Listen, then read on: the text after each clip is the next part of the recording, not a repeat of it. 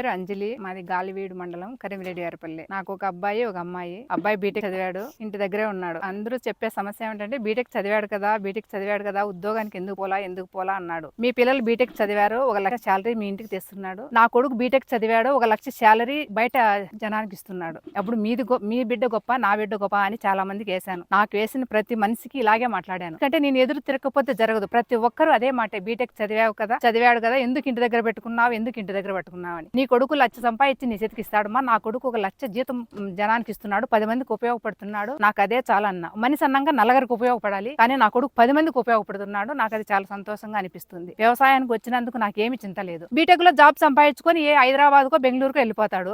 నా దగ్గర ఉన్న బిడ్డ కనీసం 3 సంవత్సరాలు అన్నమాట. 3 సంవత్సరాలు బిడ్డ కోసమే ఎందుకు అంత కష్టపడాలి? మన దగ్గర జీవితాంతం మన బిడ్డ మన దగ్గర ఉంటే ఎంత బాగుంటుంది. నాకు ఒక మనవడు పుట్టినాడు, వాంతో నేను ఇప్పుడు ఆడుకుంటా అని హ్యాపీగా అంటే అది నా బిడ్డ వ్యవసాయం చేయడం వల్లే ఆడుకుంటున్నాను.